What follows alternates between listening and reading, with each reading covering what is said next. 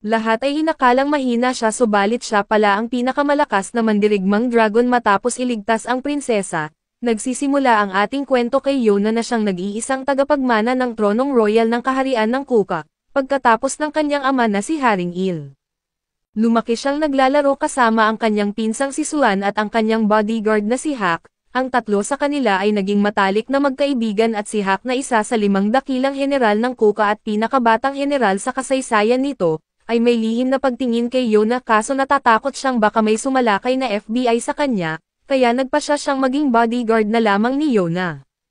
Isang linggo bago ang kanyang kaarawan ay nagdaos ang hari ng seremonya para ipanalangin ang magandang kalusugan at kaunlaran ng kanyang anak. Hiniling ni Yona sa kanyang ama na payagan siyang pakasalan ang kanyang crush na si Suan, pero ang kanyang mabait na ama ay tila maingat sa kanyang pamangkin at hindi nagugustuhan ang katotohanang umiibig si Yona sa kanya. Tinanggihan niya ang kahilingan ni Yona na pakasalan si Suan at sinabing bilang hari, karapatan niyang piliin ang magiging asawa niya na magiging susunod na hari at hindi niya maibibigay kay Suan ang posisyong iyon. Labis itong ikinalungkot ni Yona at umupo siyang mag-isa sa labas upang mag-sad girl. Noon niya nakita ang isang tao na lumabas mula sa mga anino at sinubukan na hulihin siya at nagawang tumakas ni Yona. Pumasok sa isang kwarto at ikinandado ang pinto subalit may 2 kamay na humaharang sa kanya mula sa likuran at pinigilan siyang sumigaw. Labis siyang natakot at malapit na sana siyang sumigaw pero nagsalita si Suan at tinanong siya kung ano ang nangyari. Nagsimulang magpanik si Yona at ipinaliwanag na may humahabol sa kanya at pakiramdam niya'y nais siyang patayin. Pinakalma siya ni Suan at sinabing ayos na ang lahat ngayong nandito na siya at nang maglaon. Dumating ang kaarawan ni Yona at nagdaos sila ng malaking piging para ipagdiwang ito. Binigyan siya ni Suan ng magandang hairpin at pinuri ang kanyang buhok. Nagsimula silang magkaroon ng kanilang sandali ngunit biglang sumingit si Hak at sinabing hinahanap siya ng hari at pagkaalis ni Yona. Ipinahayag ni Hak kay Suan ang kanyang kakaibang pakiramdam kamakailan na may nakapasok sa kastilyo. Binanggit ni Suan sa kanya ang insidente kay Yona noong nakaraang araw na nagtulak kay Hak na magbantay habang nagmamatsyag si Suan sa loob. Nang gabing iyon ay nagpasya si Yona na kausapin muli ang kanyang ama tungkol sa pagpapakasal kay Suan ngunit pagbukas niya ng pinto, nakita niya ang kanyang ama na sinaksak hanggang mamatay ni Suan mismo. Sa kabilang banda ay napansin ni Hak na ang mga gwardyang dapat na nagpapatrolya sa labas ay wala sa kanilang mga pwesto at may ilang bagong mukha sa kanila. Nahuli niya ang ilan sa mga lalaki na pinag-uusapan siya at nakipaglaban sa kanila at sa silid ng hari. Tinanong ni Yona si Suan kung bakit niya ito ginawa sa kanyang mahal na ama.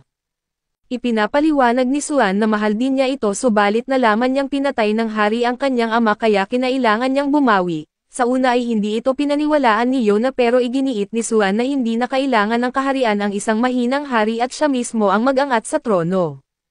Sa sandaling iyon ay pumasok ang mga gwardya ni Suan kasama ang tagapayo na si Kak na nagsabing patayin si Yona dahil nasaksihan niya ang pagpatay sa hari, pero tumakbo palayo si Yona at sinindihan ang isa sa mga kurtina sa pamamagitan ng pagtamba ng kandila.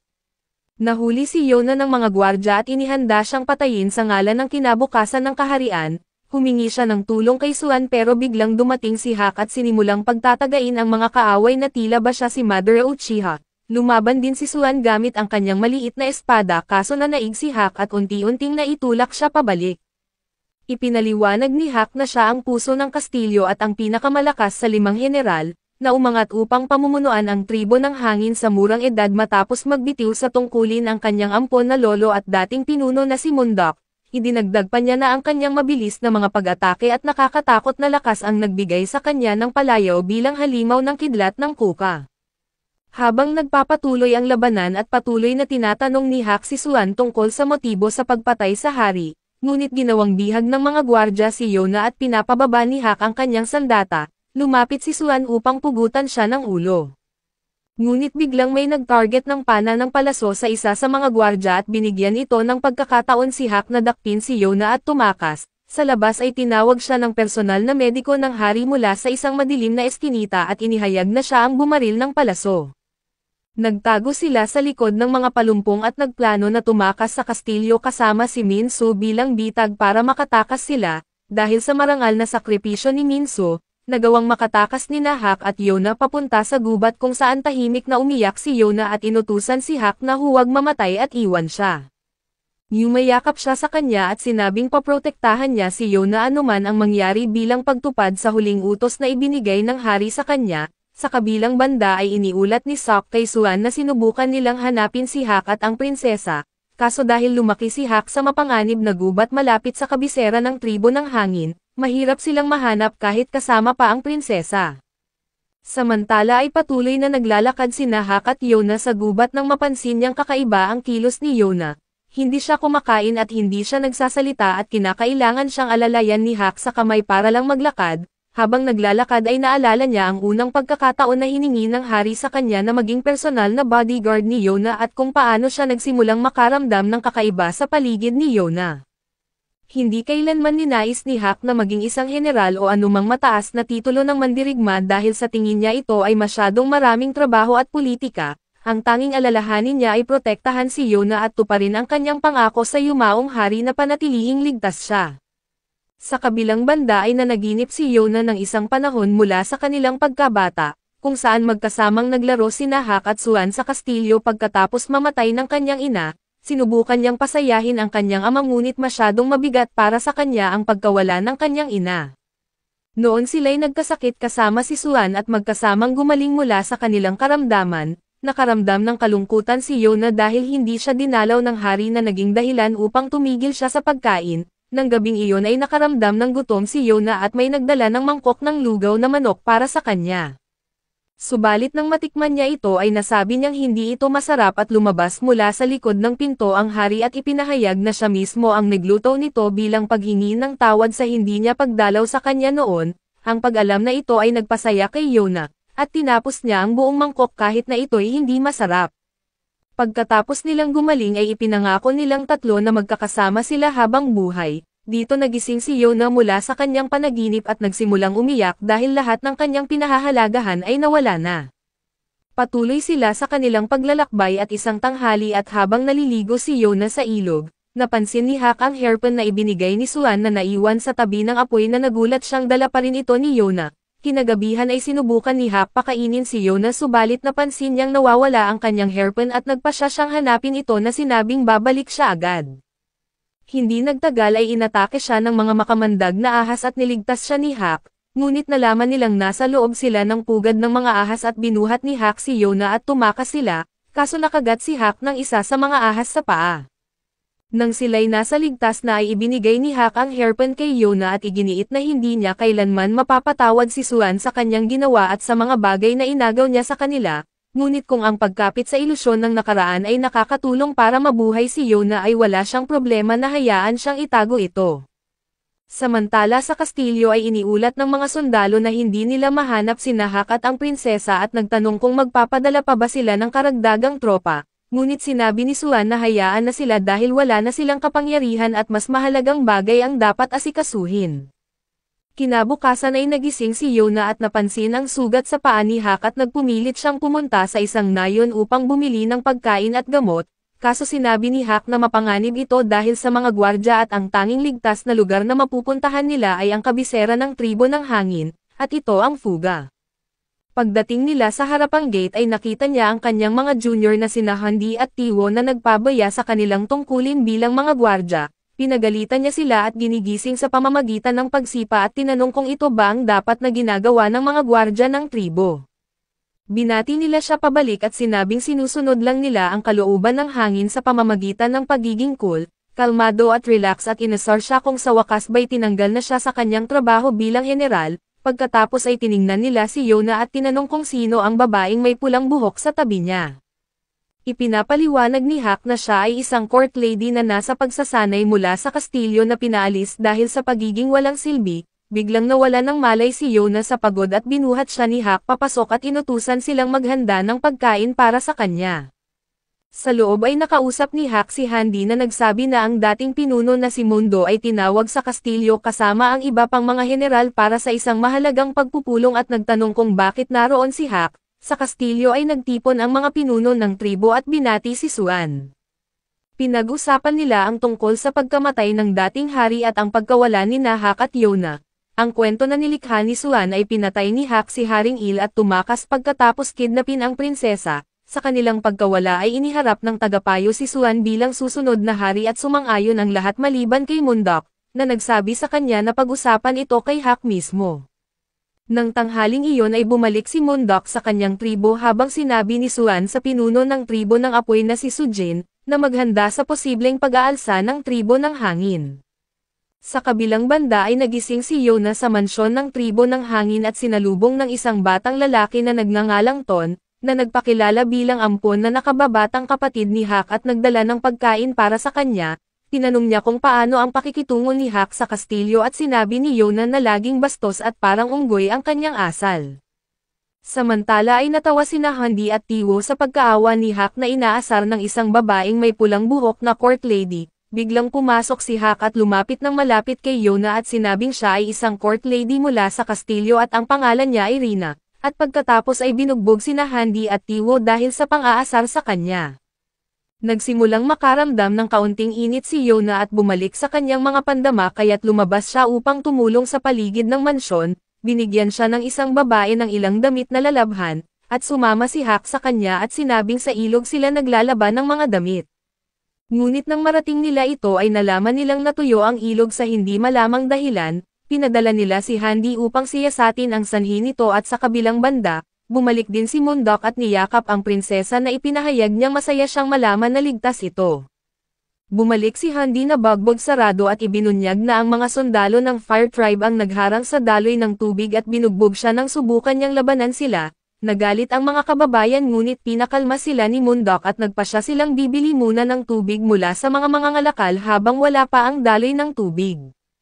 Pagkatapos ay kinausap ni Mundok si Hak at sinabi sa kanya ang tungkol sa paghirang kay Suwan bilang susunod na hari, na anila'y babala sa kanila dahil hindi niya ito inaprubahan at samantala plano ni Jun ang mas batang anak ng pinuno ng Fire Tribe at ng kanyang kasamang si Hakkai, napigilan ang mga mangangalakal na makarating sa Wind Tribe habang nagpapanggap na mga bandido.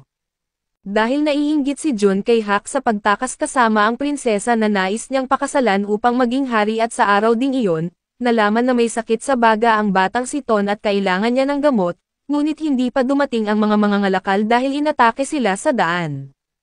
Biglang pumasok si Handi at sinabing dadaan siya sa gubat at kukuha ng gamot bilang pinakamabilis nilang mangangabayo at ililigtas niya si Ton mula sa pagiging gulay. Kinagabihan ay hinarap ni Hak si Mundok at hiniling na aprubahan ang paghirang kay Suwan bilang susunod na hari. Sinasabi niyang aalis siya sa tribo at tatanggapin ang lahat ng sisi sa kondisyong aalagaan ni Mundok si Yona at hayaang mamuhay ito ng mapayapa, na nagtatago mula kay Suwan at sa kanyang mga sundalo at iginiit ni Mundok na hindi niya tatanggapin ang ganitong kahilingan mula sa kanyang apo, ngunit hindi niya maaaring tanggihan ang utos ng pinuno ng tribo.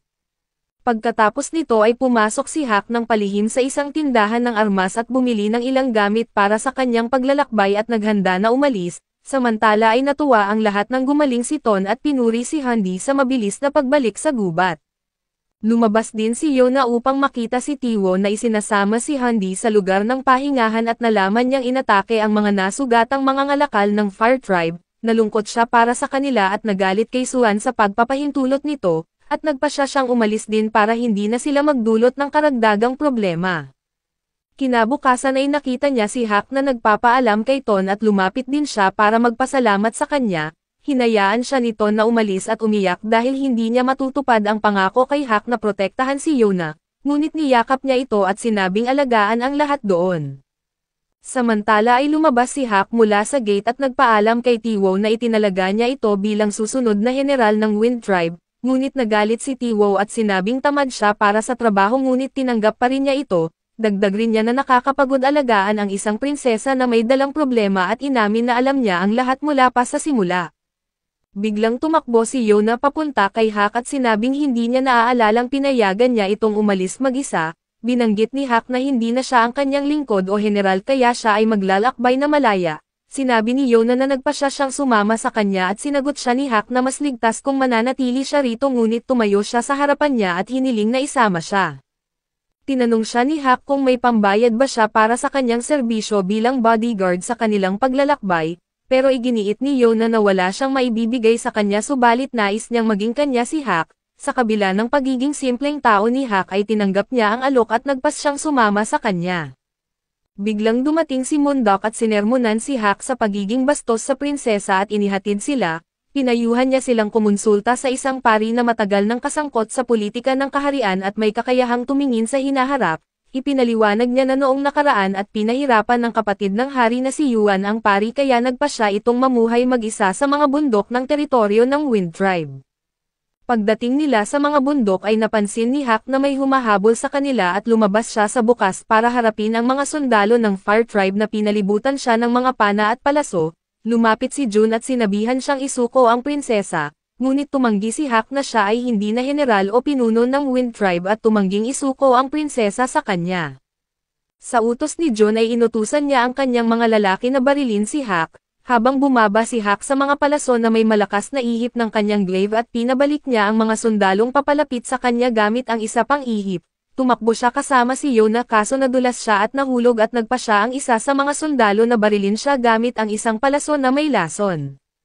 Tinatakpan siya ni Hak at tinamaan ngunit bigla siyang tumalon na parang isang halimaw at sinabihan siyang magtago sa likod ng mga palumpong, matapos ito ay lumabas siya at nilabanan ang mga sundalong humahabol sa kanila, at naipit siya sa gilid ng bangin. Akala ni Yona na dapat siyang manatiling nakatago subalit nang malaman niyang lason ang palaso, lumabas siya at tinulak ang mga archer na katabi ni Jun at sinabihan na umalis, tinanong siya ni Hak kung bakit siya lumabas habang nilalabanan niya ang mga hanay ng mga sundalo, pero nagsimula nang maramdaman ni Hak ang epekto ng lason. Napalibutan siya ng mga sundalo ng Fire Tribe at sa huli ay nasugatan siya sa dibdib at nahulog mula sa bangin. Nakaligtas si Hak sa pamamagitan ng pagkakapit sa isang bato gamit ang kanyang mga daliri, ngunit lumapit ang mga sundalo upang itulak siya pababa.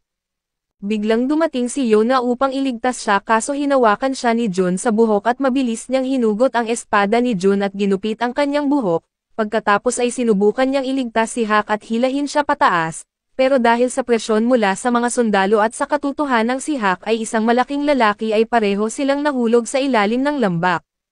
Nakita ito ni Jun at napaluhod siya at nalungkot at bumalik siya sa kastilyo at iniulat kay Suan ang tungkol sa pagkamatay ni Yona at Hak, at humingi ng parusa kaso alam ni Suan na ang pinakamalaking parusa para sa masokista niyang sarili ay ang hindi siya parusahan, kaya pinakawalan niya ito kasama ang imbitasyon na dumalo sa kanyang seremonya ng coronation kinabukasan. Kinabukasan ay binabalikan ni Suan ang mga araw na magkakaibigan pa sila ni Hak at Yona. Madalas sabihin ni Hak na dapat pakasalan ni Suan si Yona at maging hari habang si Hak ay mananatiling kanyang kanang kamay, at sa ganitong paraan ay magkakasama sila habang buhay.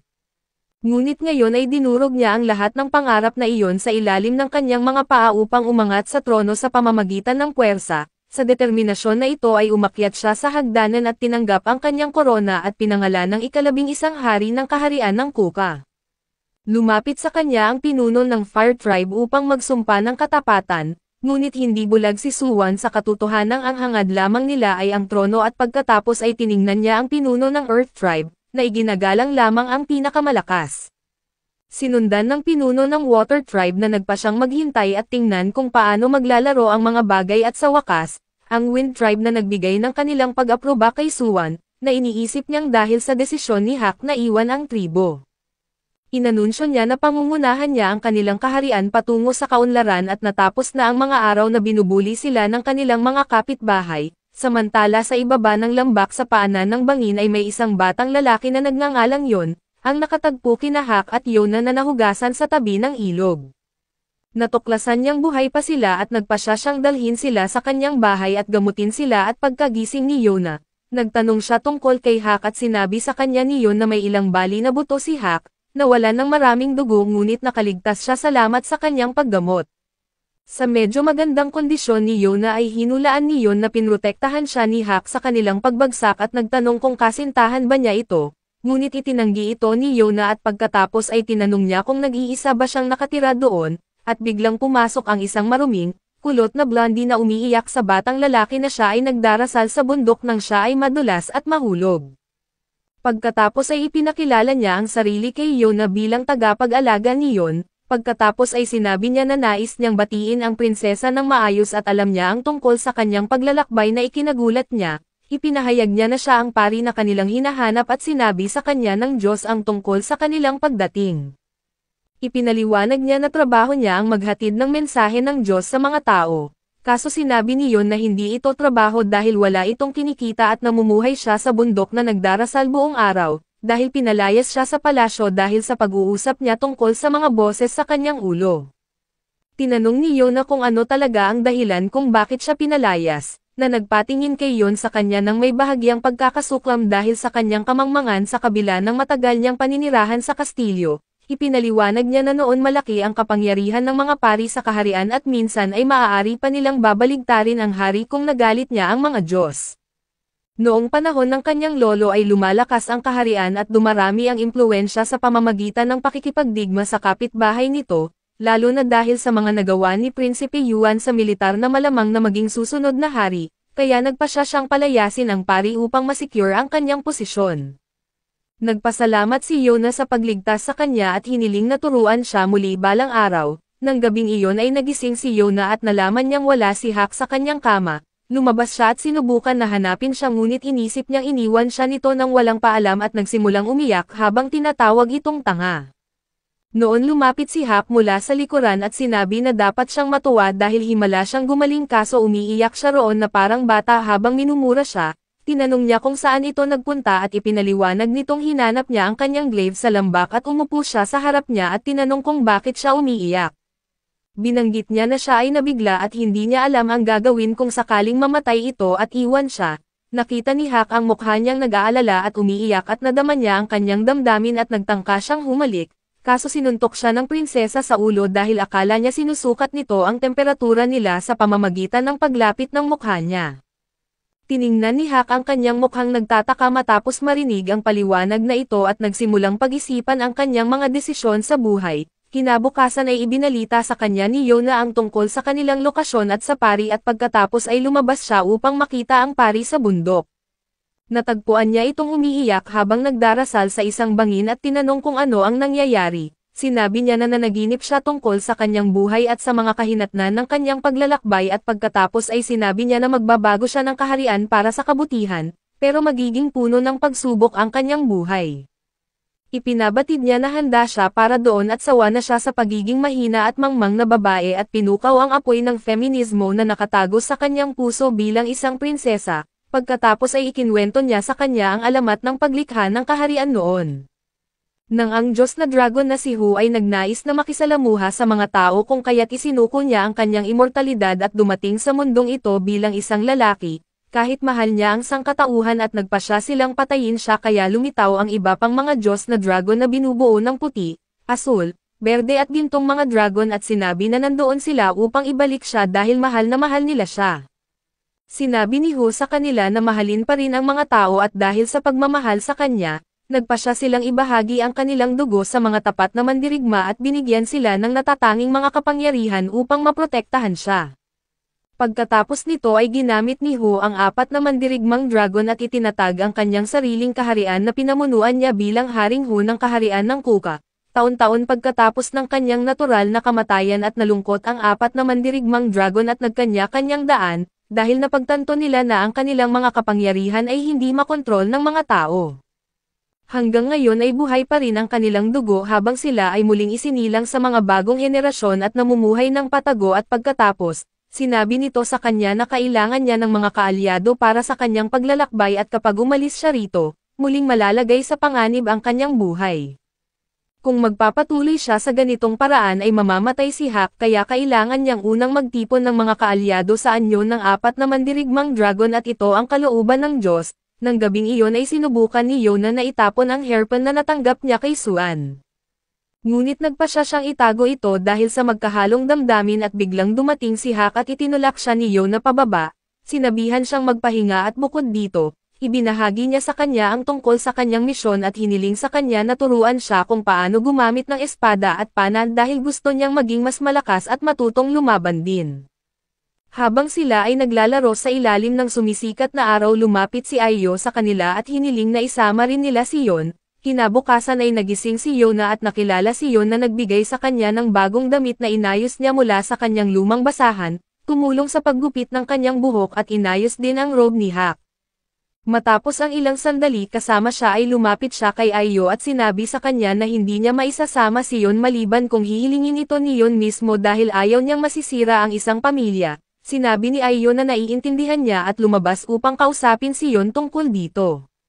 Nagalit si Yon at umalis upang magpalamig ng ulo at nagsimulang magbalik tanaw sa panahon ng una niyang makilala ang padalos-dalos na pari 7 taon na ang nakalilipas. Siya ay isang mahirap na ulila na nanirahan sa nanghihinang nayon ng tuwa ng tribo ng apoy, kinakain niya ang mga ugat ng puno at lupa upang mapunan ang kanyang tiyan at isang araw ay nagpasya siyang magnakaw ng pagkain kahit na kailangan niyang manuntok ng tao. Kinuha niya ang isang bato at hinahampas ang isang padalos-dalos na blondie na dumaraan at pagkatapos ay tinatakot ito ng isang karit na bigyan siya ng ilang ginto. Nagsimulang umiyak ang binata at sinabi na wala na siyang natira dahil ibinigay niya ito sa ibang mga bata. Binanggit niya na kung makakahanap siya ng magandang bagay ay ibabalik niya ito para sa kanya, kaso nakaramdam ng pagkakasala si Yon sa pagkakasakit sa kanya at dinala niya ito sa kanyang bahay upang pagalingin. Kinabukasan ang lalaki na siya palang si Ayo ay ipinagpalit ang kanyang sapatos para sa isang patatas at ibinigay ito kay Yon bilang pasasalamat sa tulong.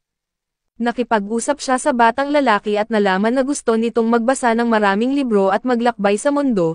Tinuruan siya ni Ayo kung paano gumawa ng sandalyas mula sa dayami at pagkatapos ay nangako siya na magbabalik ng maraming libro para sa kanya. Pagkatapos niyang umalis ay nagsimulang kumita si Yon sa pamamagitan ng pagbebenta ng mga sandalyas at hindi na siya nagutom pa. Ngunit nadama niya ang malalim na kalungkutan at labis na pagkamis at isang araw. Nakita niya si Ayo na muling naglalakbay sa kanyang nayon subalit sa pagkakataong ito ay mukha itong bogbog at suot ang basahan.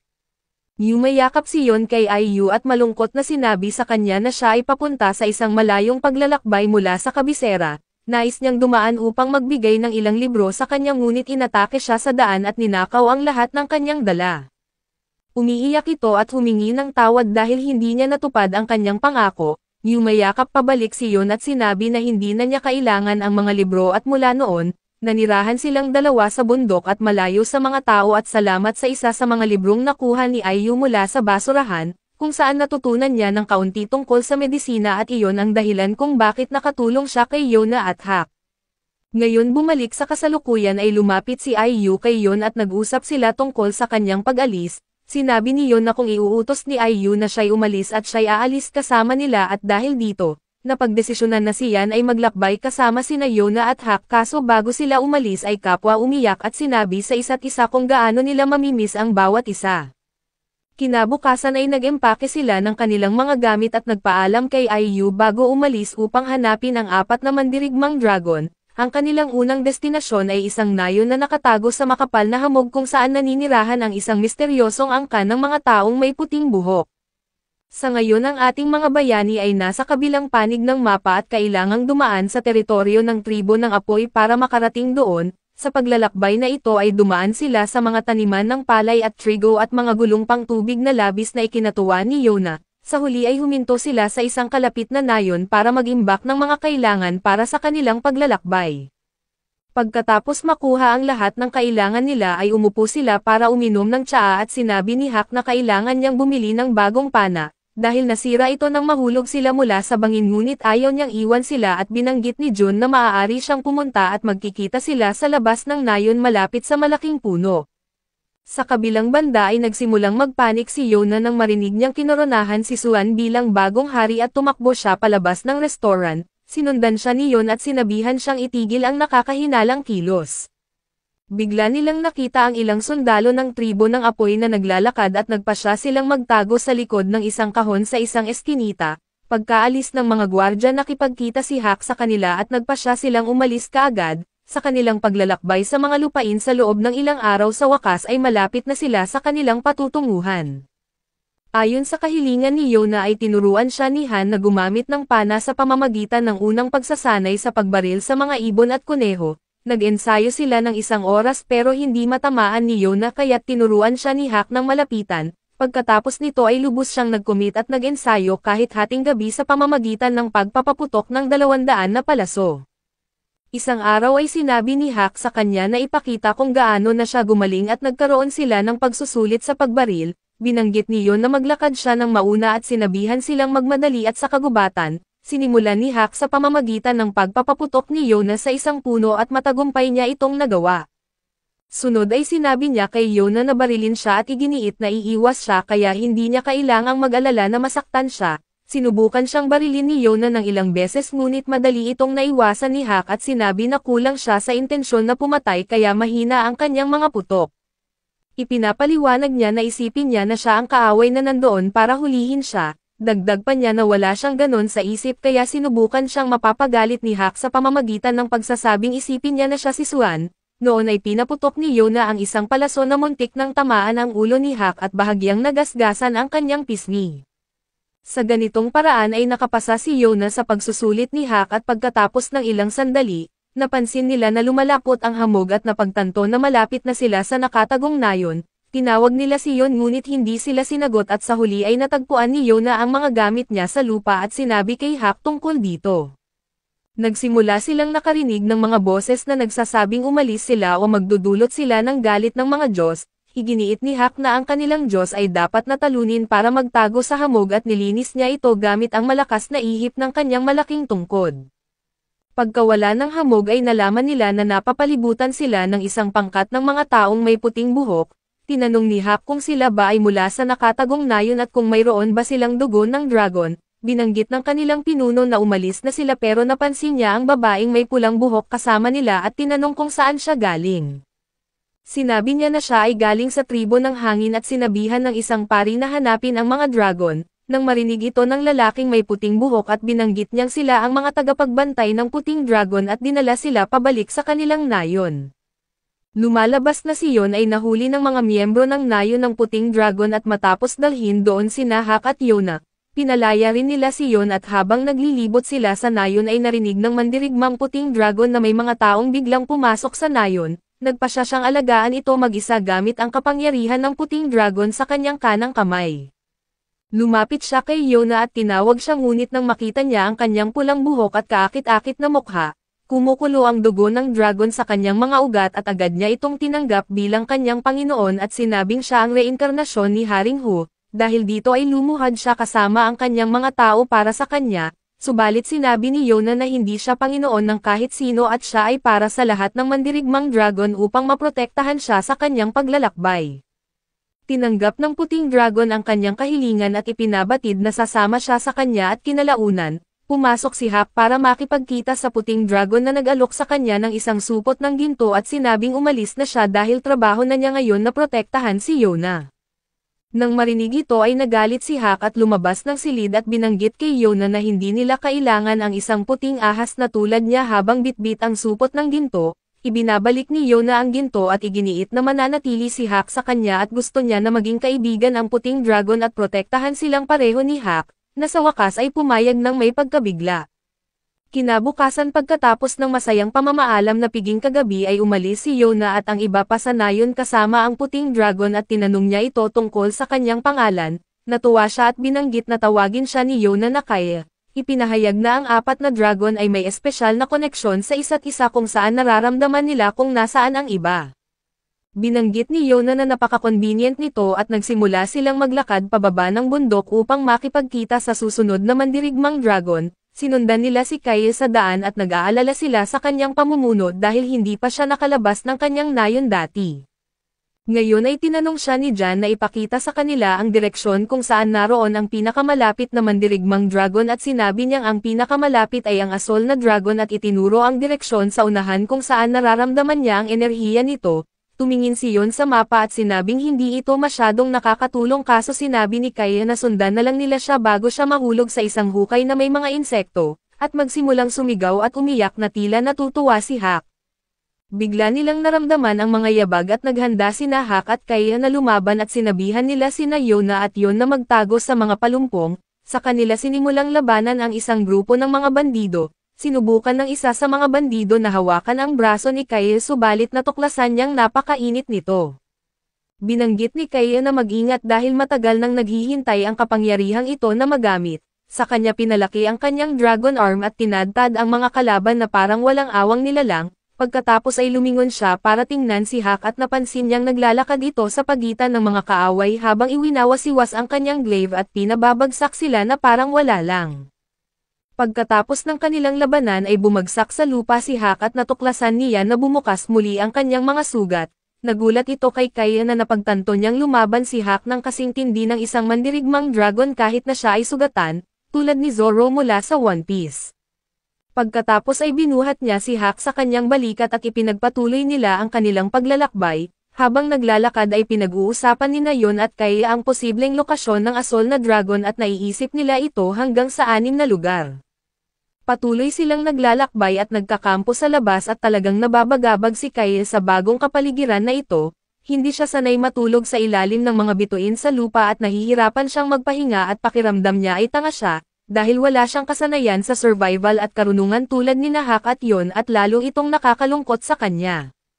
Sa bandang huli ay na-check nila ang lahat ng lugar at hindi pa rin nila makita ang asol na dragon at sa huli, itinuro niya ang ilang mga bundok at naalala ito ni Yon tungkol sa isang kwento na sinabi sa kanya ni Ayu kung paano ang ilang mga dragon ay nakatira kasama ang mga gumagalaw na tribo. Sinabi niya na may isang lugar sa mga liblib na bundok na iyon kung saan walang pumupunta at kinumpirma ni Kaya na doon niya nararamdaman ang presensya ng asol na dragon. Pagkatapos ay naglakbay sila sa mga tigang na bundok at nakatagpo ng isang tribo ng mga taong may maskara na naninirahan doon. Tinanong nila ang tungkol sa asol na dragon subalit sinabi nilang walang ganoong tao roon at pinapalaya sila. Itinuro ni Yona at Yon si Hak at iginiit na mayroon silang sugatang kasama at pahalagahan nila kung papayagan silang magpahinga doon ng gabi. Binalaan sila ng mga lalaki sa tribo na huwag maglakad mag-isa dahil maaari silang maligaw sa lugar na iyon at pagkatapos ay iniwan sila at nang nasa loob na sila, kinumpirma ni Kaya na ito nga ang lugar kung saan naroon ang asol na dragon at habang naglalakad, palaging pakiramdam nila ay may nagmamasid sa kanila. Sa huli ay nadapa si Yona sa isang lihim na daanan at naligaw sa loob ng sinundan niya ang isang ardilya. Sa kalaunan ay nakatagpo siya ng isa sa mga miyembro ng tribo na nagsabing gagabayan siya pabalik sa kanyang mga kaibigan, ngunit sinubukan siyang dalhin sa ilalim ng lupa. Bigla isang lalaking may asol na buhok at maskara ang humawak sa kanyang kamay at dinala siya sa halip, at pagkatapos ay iniwan siya sa tabi ng kanyang mga kaibigan at pagkakita ni Kaya sa lalaking may asol na buhok, ipinaliwanag niyang ito ang asol na dragon at sinimulan siyang habulin ng lahat ngunit nakatakas siya pagkatapos makalayo. Pagkatapos makatakas ay inisip ng mandirigmang asol na dragon ang kanyang pagkabata noong siya ay inaalagaan pa ng nakaraang asol na dragon, ang kanyang ina ay nagpas siyang kitilin ang sariling buhay pagkatapos siyang ipanganak at ayon sa kaugalian, itinapon siya sa nakaraang asol na dragon na si Al upang alagaan. Palaging istrikto si Al sa kanya subalit sa paglipas ng panahon ay nagsimulang humihina ang mga kapangyarihan ng matandang dragon at lumakas ang mga kapangyarihan ng batang dragon. Sa panahong ito ay sinabi ni Al sa batang dragon ang tungkol sa mga mata ng dragon na taglay nila, na may kakayahang paralisahin ang iba kung titingin sila dito at maaari pa nitong ihinto ang kanilang mga puso. Ngunit ito ay isang tabak na may 2 talim dahil pagkatapos niyang gamitin ang kanyang kapangyarihan, siya rin ay napaparalisa at itinuro sa kanya ni Al ang sining ng pakikipaglaban sa espada at sinabihan siyang huwag kailanman gagamitin ang kanyang mga kapangyarihan, kung hindi ay papatayin siya ng mga kaaway. Bukod dito siya ay namuhay ng isang malungkot na buhay na walang mga kaibigan dahil iniisip ng lahat sa kanyang angkan na ang kanyang kapangyarihan ay isang sumpa na nagpapabato sa mga tao.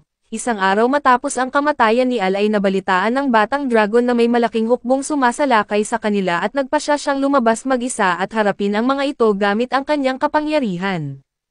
Kaso pagkatapos ng araw na iyon ay nagsimula ang lahat na matakot sa kanya at pinilit siyang manatili sa loob ng bundok na may suot na maskarang nakakabulag, bumalik sa kasalukuyan at naalala ni Yona kung paano siya tinulungan ng asol na dragon na makabalik sa kanyang mga kaibigan at sinabi niyang siya ay may mabuting kaluluwa.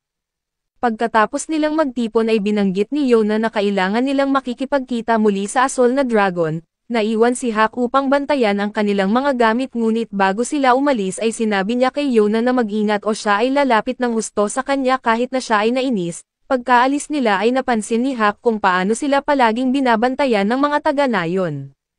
Sa kabilang banda ay hindi tulad ng puting dragon ang asol na dragon ay walang alam tungkol sa mga dragon at kapangyarihan at ang kanilang layunin, ngunit nararamdaman niya ang malakas na pagmamahal at pagnanais na protektahan ang babaeng may pulang buhok. Malapit na sina Yona, Yon at Kaya sa lihim na lagusan at sinabi ni Kaya na magpatuloy sila at bantayan niya ang labas. pumasok sina Yona at Yon sa silid kung saan nakaupo ang asol na dragon kasama ang kanyang ardilya na si Al. Itinaas ni Yona ang ardilya at hiniling sa asol na dragon na sumama sa kanya, subalit nilabanan niya ang sumpa sa kanyang dugo at sinabihan silang umalis sa pamamagitan ng pagtutok ng kanyang espada sa kanila. Umalis sina Yona at Yon sa kuweba pero labis na nalungkot ang asol na dragon at hindi alam ang gagawin dahil palagi siyang nagnanais ng mga kaibigan, kaso ngayon ay natatakot siyang lumabas sa kanyang hideout. Sa labas ay nagtagpo sina Yona at Yan kasama si Kaya na nakikipagtalo sa mga taga-nayon. Nagsimula silang makipaglaban ngunit biglang lumilindol at nabarahan ang kanilang daanan palabas. Nagsimulang magpanik ang lahat at inisip na sila ay mamamatay pero sinabi ni Kaya na ilalabas niya sila roon at ginamit ang kanyang dragon arm para magsimulang maghukay. Sumali rin ang asol na dragon at nakita nila ang magandang mukha sa ilalim ng kanyang maskara.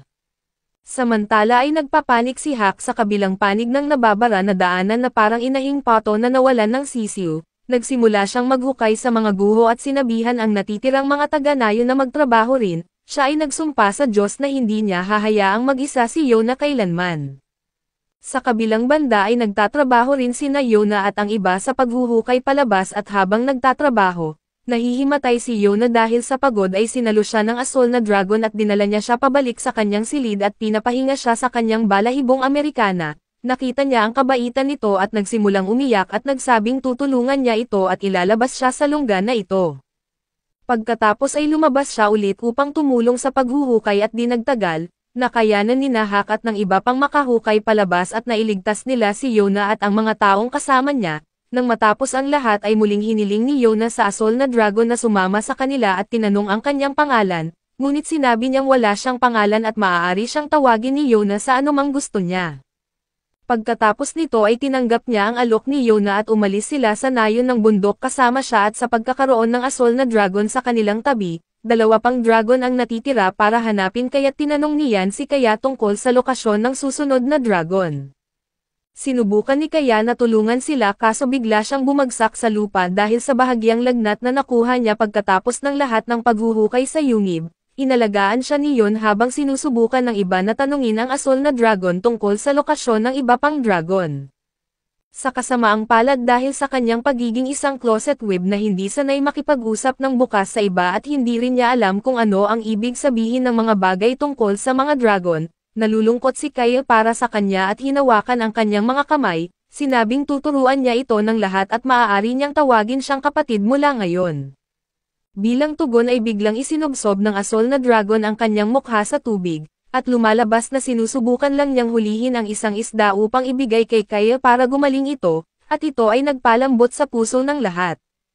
Pagkatapos magtayo ng kampo ay kumain sila ng miso soup at tinanong ni Yona ang asol na dragon kung kailangan niya ang kanyang Amerikana para mag-init, at nagpasalamat siya at tinawag siya sa kanyang unang pangalan at nang marinig siyang magsalita ng casual sa prinsesa, nagulat sina Hak at Kaya at sinubukan nilang itaas ang kanilang laro. Humingi rin si Yon ng pahintulot na tawagin siyang Yona sa halip na prinsesa at kalaunan sa gabi. Sinubukan din ito ni Hak ngunit inilagay siya ni Yona sa servant zone at sinabing gusto niyang tawagin siya nito bilang prinsesa kahit na hindi ginagawa ito ng iba, dahil nakilala nila siya bilang Yona habang kilala siya ni Hak bilang prinsesa ng kaharian. Naintindihan ni Hak na ito ang paraan ni Yona na panatilihin ang alaala ng kanyang ama at ang kanyang tunay na pagkakakilanlan, at lumuhad siya at nangako na susundan siya kahit saan bilang kanyang bodyguard.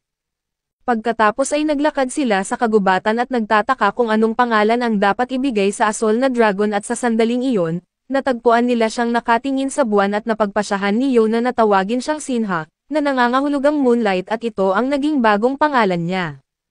Kinagabihan ay masayang sinabi ni Sinha sa kanyang alagang ardilya na Owl na Sinha na ang pangalan niya. Kinabukasan ay nagising si Yona kay Kaya na nagsasabing malapit na ang Berdeng Dragon ayon sa kutob ni Kaya at ayon sa intuition niya, ang Berdeng Dragon ay nasa isang lugar malapit sa Port City ng aaway at ang mga nakapalibot na kagubatan.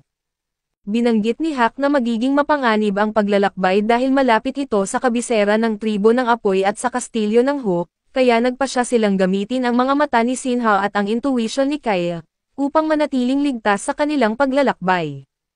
Naglakad din sila papasok sa isang nayon ng tribo ng Apoy na mukhang patay, at napansin ni Yun kung gaano ito kahawig sa nayon kung saan siya ipinanganak at ibinahagi niya na ang tribo ng apoy ay may pinakamalaking lupa, kaso malaki ang bahagi nito at hindi mataba at ang mga lalaking may kakayahan ay sumasali sa hukbo habang namamatay lang ang mga nayon tulad nito. Tinulungan nila ang isang mahirap na lalaki na nasa bingit ng kamatayan at nagpasalamat siya bago sinumpa si Haring Il. Tinawag siyang duwag na sumuko sa mga kahilingan ng mga kaharian ng Shin at nabigong protektahan ang mga magsasaka tulad niya. Ipinagdasal niya na sana ay mas mabuti ang bagong hari kaysa sa huli at pagkatapos ay nagpasalamat si Yona sa pagtulong sa kanya. Binuksan nito ang mga mata ni Yona at nagpasya siyang matuto patungkol sa kaharian upang malaman niya para sa kanyang sarili kung talagang kailangan bang mamatay ang kanyang ama o hindi, samantala ay makikita natin kung ano ang ginagawa ni Suan kamakailan. Naglalakbay siya patungo sa kabisera ng tribo ng lupa upang makipagkita sa kanilang pinuno na si General John, na isang maniak sa labanan na nakilala sa panahon ng digmaan sa kaharian noong panahon ng ama ng hari. Minsan siyang natalo ni Hak noong siya ay 13 taong gulang pa lamang at labis niyang iginagalang ang lakas nito.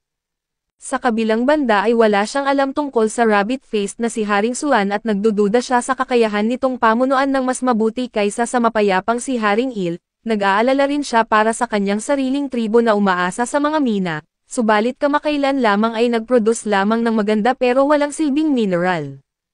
Umupo si Suan kasama si Jun at ang kanyang assistant na si Chulrang at nag-enjoy sila sa mabangong tsaa na ginawa ng asawa ni Jun na si Yanho.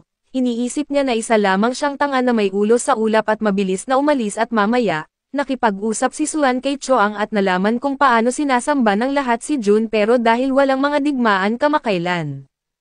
Pakiramdam niya ay bugnutin at frustration ito dahil hindi niya magawang makipaglaban sa mga malalakas na tao at dahil dito, nakaisip si Suan ng plano na magdaos ng Peking War Festival kung saan maglalaban ang hukbo ng Earth Tribe laban sa kanyang Sky Tribe sa isang mock battle royale.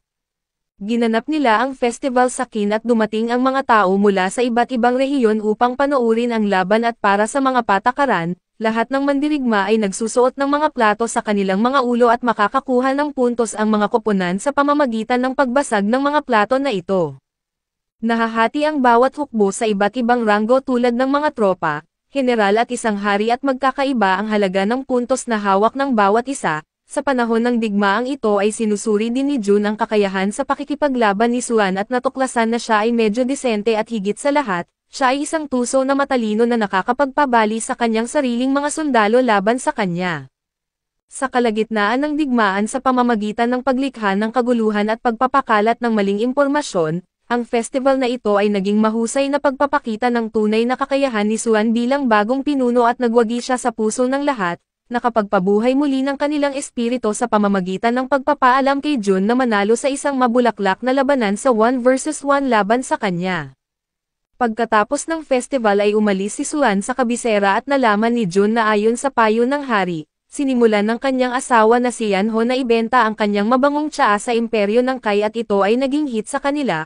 Bukod dito ang walang kwentang mineral na alahas na pinasuot sa kanya ng hari sa panahon ng festival ay maraming nakapansin at ngayon ang dating walang silbing mineral mula sa mga mina ay nagkakahalaga ng isang kayamanan. Napagtanto niya kung paano pinamahalaan ni Suan na buhayin muli ang kanilang ekonomiya habang pinapataas ang espiritu ng lahat, kinikilala na maaaring siya nga ang haring kanilang hinihintay na makakapagbalik ng kaharian ng Kuka sa dati nitong kaluwalhatian. Sa kabilang banda ay nakarating sina Yona at ang kanyang grupo sa isang waphort, at kinumpirma ng mga dragon na nasa lungsod na ito ang Berdeng Dragon, subalit tila ito ay gumagalaw ng mabilis at mahirap tukuyin ang kanyang lokasyon. Dahil pagod ang lahat, sinabi ni Hak sa kanila na manatili sa likod at magbantay sa kanilang mga gamit habang siya ay magtitingin sa paligid. Habang naglalakad ay napansin niyang may problema ang lungsod at saka siya nakabangga ng ilang tiwaling mga sundalo na sinusubukan na mang-api sa isang babae. Bilang isang ginoo ay lumundag siya gamit ang isang flying kick at isa sa kanila ay nabuwal, ngunit napansin niya na may kasama itong isa pang may berdeng buhok, pagkatapos ay binugbog nila ang mga sundalo at tumakas kasama ang babae at dinala siya sa kaligtasan. Mamaya ay sinubukan ni Hak na tanungin ang lalaki kung sino siya.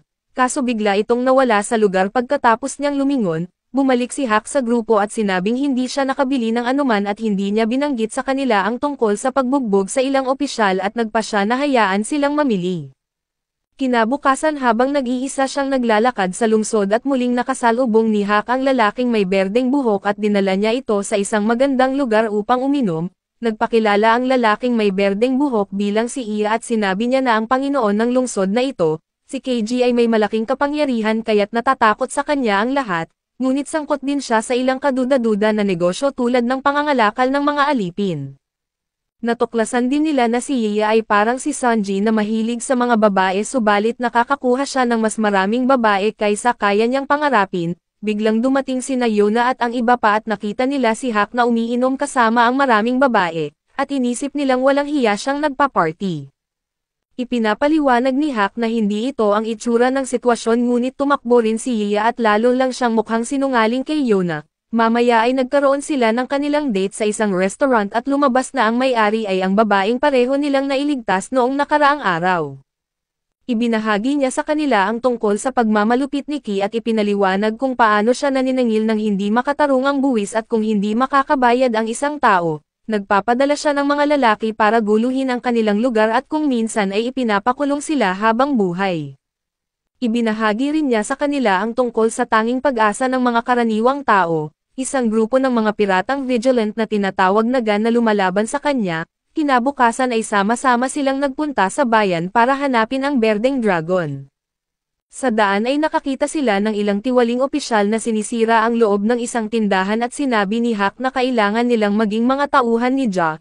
Nakita ito ni Yona at labis siyang nagalit ngunit pinigilan siya nila mula sa paggawa ng eksena at habang naglalakad, napansin ni Hak ang isang wanted poster nila ni Iya at tumakbo palayo sa grupo at sinabi sa kanila na magpatuloy sa paglalakad.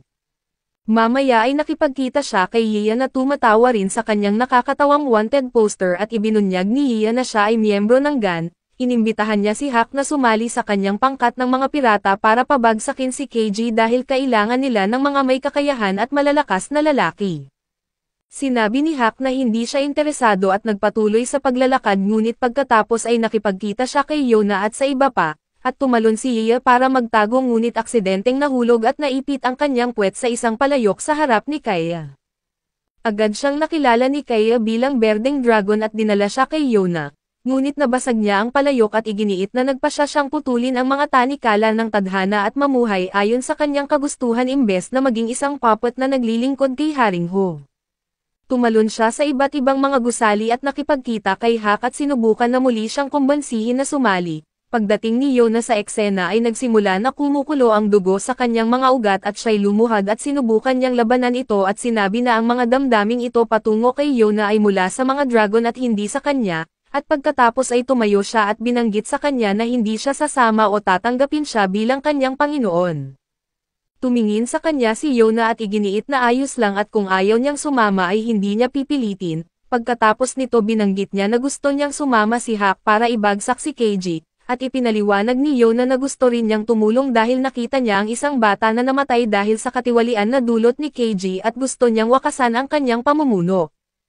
Kinabukasan ay pumunta sila sa barko ng mga pirata ni GAN at ipinakilala ang kanilang mga sarili, pinatunayan ni Hak, Sinha at Kaya ang kanilang lakas sa pamamagitan ng pagbugbog sa buong tauhan niya mag-isa, samantalang ipinakita ni Yon ang kanyang kahalagahan sa pamamagitan ng pag-usap tungkol sa kanyang kaalaman sa medisina at kasanayan sa pagluluto. Sa kabilang banda ay wala si Yona na maipagmamalaki kaya sinabihan siya ni GAN na umalis ngunit iginiit niya na may sarili siyang dahilan para manatili at hindi siya aalis nang hindi ibinabagsak si Kumi. Nakita ni GAN ang apoy sa kanyang mga mata at nagpasya na bibigyan niya ito ng mapanganib na gawain, at kung magagawa niya ito ay tatanggapin niya si Yona sa kanyang tauhan at inutusan niya si Yona na mag-isa at pumitas ng Shu, isang halamang gamot na tumutubo lamang sa cape na nababalutan ng hamog at itinuturing na lunas sa lahat ng sakit na kayang magpagaling ng anumang sugat. Ipinakita sa kanya ni Iya ang daan patungo sa halaman na tumutubo sa loob ng isang maliit na kuweba sa makitid na bahagi ng isang napakatarik na bangin na diretso sa bibig ng mga pating. Sinabi niya sa kanya na hindi niya kailangang isapalaran ang kanyang buhay para dito at maaari siyang bumalik na lamang, ngunit binanggit ni Yona na gagawin niya ito anuman ang mangyari. Humanga siya sa kanyang determinasyon at lakas ng loob kaso naguguluhan dahil sa dugo ng dragon sa kanyang katawan. Sa huli ay naabot ni Yona ang kuweba at nakakuha ng Shu pero habang pabalik siya, isang malaking alon ang bumangga sa kanya at itinulak siya palabas ng bangin. Nakakapit si Yona sa ugat ng isang puno at halos nakaligtas at ipinabatid niya kay Iya na huwag siyang tulungan dahil kung hindi ay mawawala ang hamon. Bigla bumangga ang isa pang alon sa kanya at mukhang ito na ang katapusan niya, ngunit tumalon si Iya tulad ni Sanji at iniligtas siya.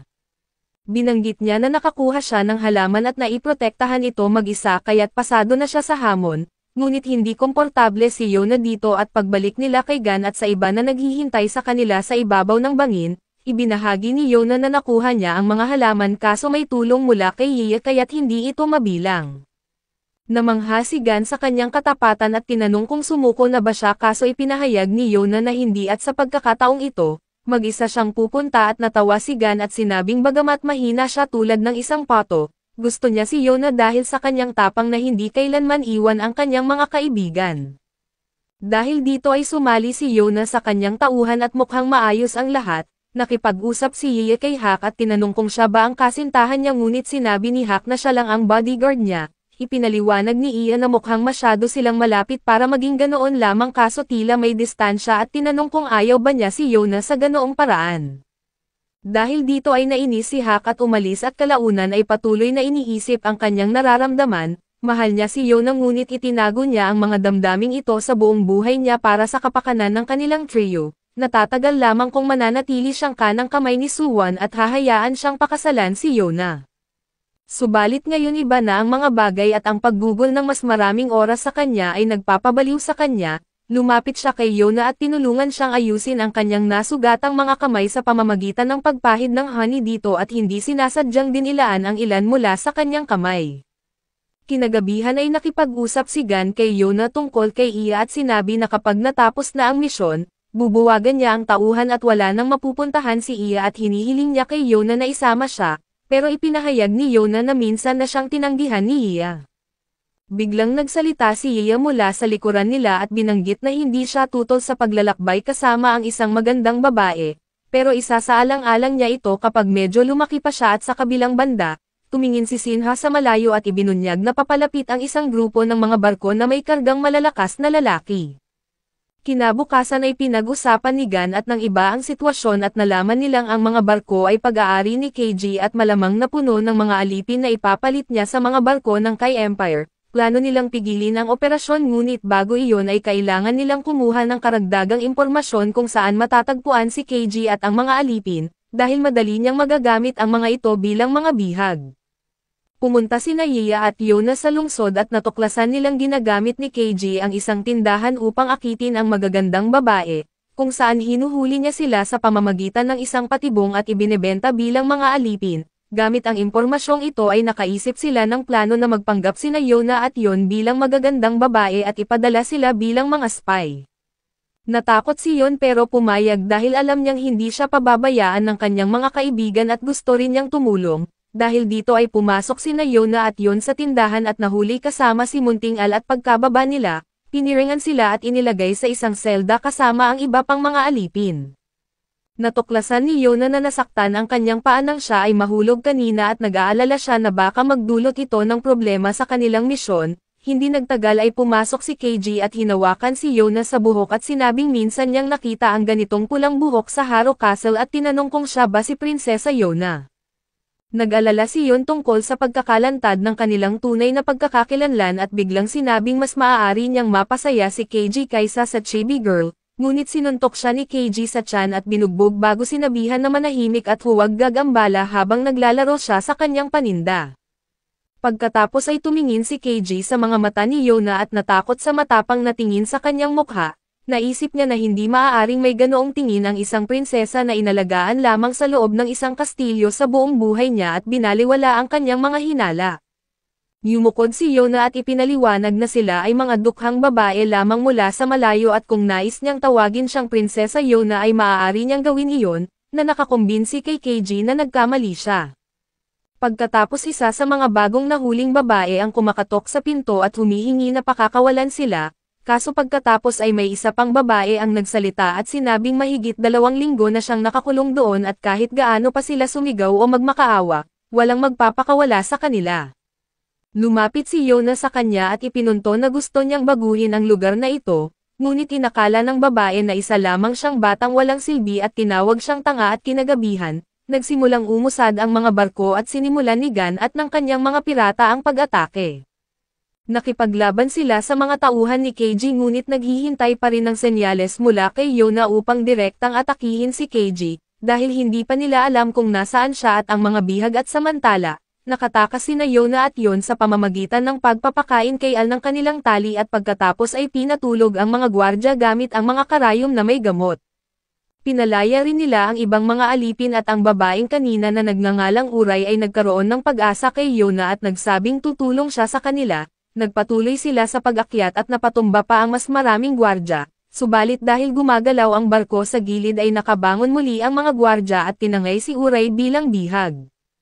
Sinabihan sila na bumalik sa selda pero nagpasya si Yon na ilihis ang pansin ng mga kalaban sa pamamagitan ng pag-amin na siya ay isang lalaki at isang spy. Sinabi rin niyang nilagyan niya ng bomba ang buong barko at siya lang ang may alam kung nasaan ang mga ito, kaya't ginawa siyang bihag ng mga kalaban at iniutos sa isang gwardya na ibalik sina Yona at Uray sa selda. Pagkaalis nila ay binugbog ng mga babae ang gwardya at nakahanap si Yona ng pana sa loob ng isa sa mga bariles. Sa labas ay nililibot ng mga gwardya si Yon upang hanapin ang mga bomba, kaso kalaunan ay tinawag nila itong kasinungalingan at binabalak na putulin ang leeg niya. Pero biglang pinapana ni Yona ang isa sa kanila at nailigtas si Yon at tumakbo siya papasok. Kinuha ang signal flare mula sa sinturon ni Yon at sinindihan ito gamit ang isa sa mga lampara at muling nahuli sina Yona at Yon at binalak silang patayin ng mga gwardya. Kaso umabot ang signal ni Yona sa lahat at biglang sumulpot si Iya upang iligtas sila. Mabilis na nagsimula ang digmaan at ang ibang barko ay naglatag ng mga hagdang lubod at dumagsa ang mas maraming kalaban, at naging isang all-out war na pinrotektahan ni Iya at Sinha sina Yona. Yun at ang mga alipin habang sinahak at kaya ay nakipaglaban kasama si Gigan at ang mga pirata upang talunin ang mga tauhan ni KG.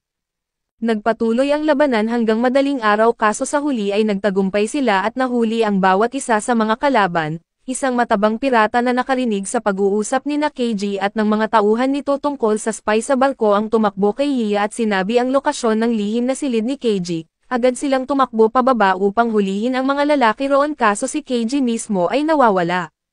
Napansin ni Sinha gamit ang kanyang mga matang draconac na tumatakas si KG gamit ang isang maliit na bangka at agad niyang sinabi ito kay Iya. Tumalon si Iya upang habulin si KG pero ginamit nito ang taga-sagwan bilang shield at pinapana si Iya sa ere, dahilan upang mahulog siya sa tubig. Biglang naramdaman ni KG ang matinding pagnanais na pumatay mula sa isang direksyon at nang tumingin siya pataas ay nakita niya si Yona na nakatayo sa barko, nakatutok ang pana sa kanya at ang palaso ay nakalaan sa kanyang puso. Napansin niya ang matinding determinasyon sa mga mata ni Yona at kinumpirma niya na siya nga ang tunay na prinsesa Yona bago siya tuluyang tamaan ng palaso at mamatay.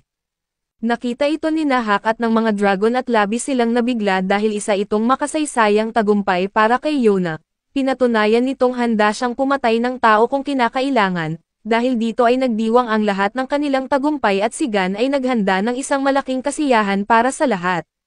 Matapos maglaro-laro ng kaunti ay naglalakad si Yona upang malilinawan ang kanyang isipan at bigla siyang nakasalubong ng isang pamilyar na mukha at pagliko ni Yona sa kanto. Laking gulat niya nang makita na ang taong kaharap niya ay walang iba kundi ang dati niyang minamahal at kababata si Suwon.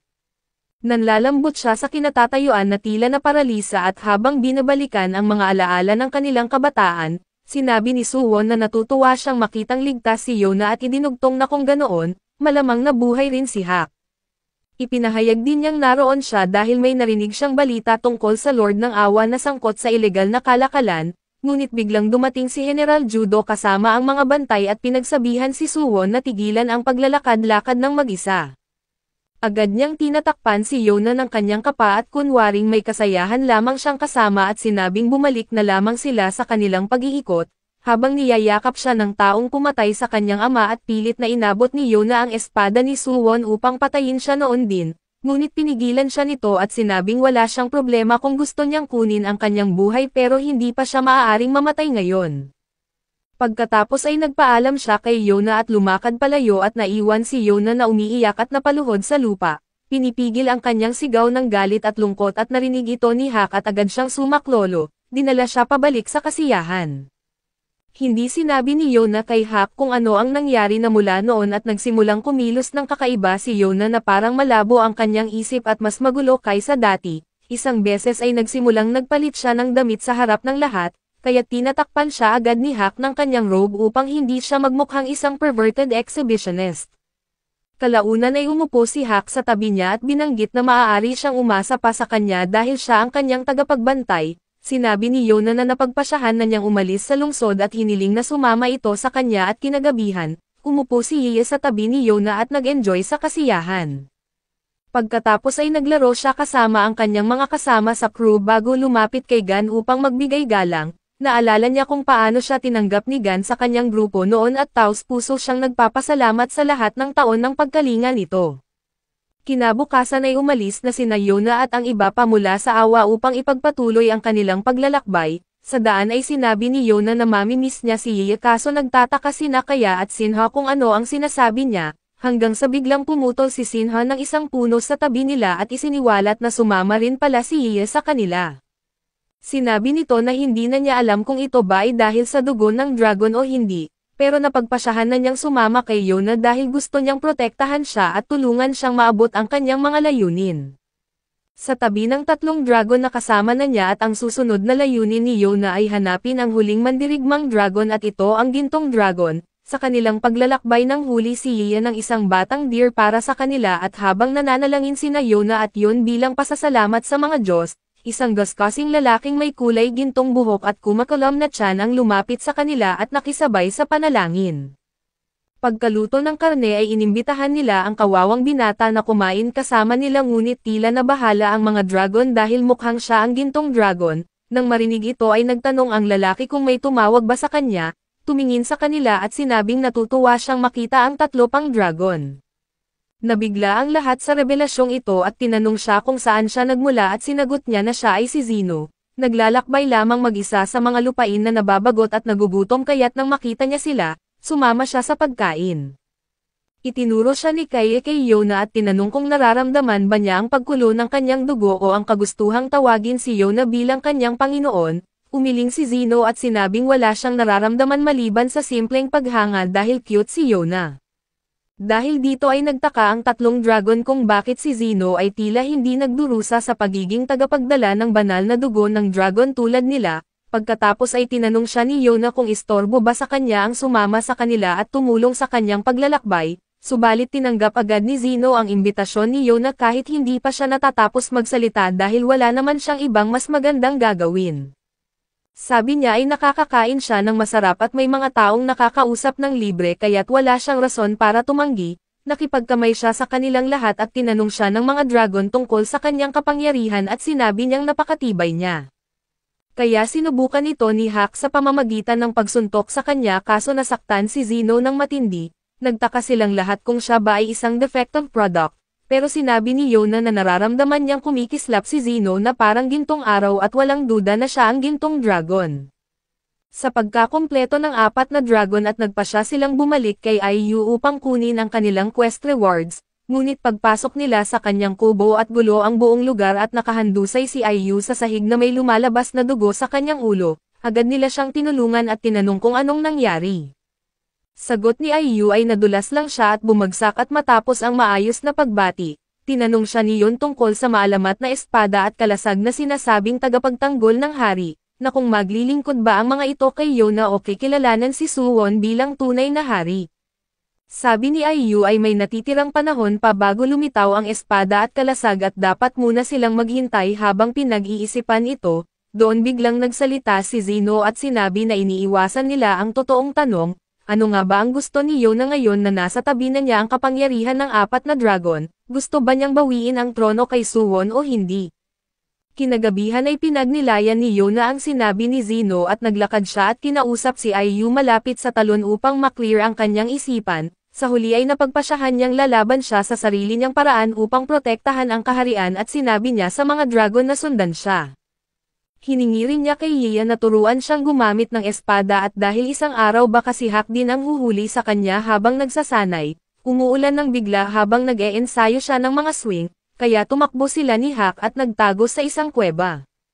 Doon ay iginiit ni Hak kung gaano siya ka-proud sa maliit na prinsesa na lumaki na at lumakas. Naiyak si Yona sa pagkaka-appreciate niya at nakatulog sa balikat ni Hak at pagkalipas ng ilang araw, umalis na naman sila sa panibagong paglalakbay upang iligtas ang mas marami pang mga nayon at lungsod mula sa mga tiwaling pinuno tulad ni KG. Sa huli ay tumayo sila sa ibabaw ng isang bangin at minamasdan ang isang opisyal na hukbong nagmamarcha. Sumigaw sila na tumigil ito dahil sila ay handa ng lumaban sa ngalan ng katarungan.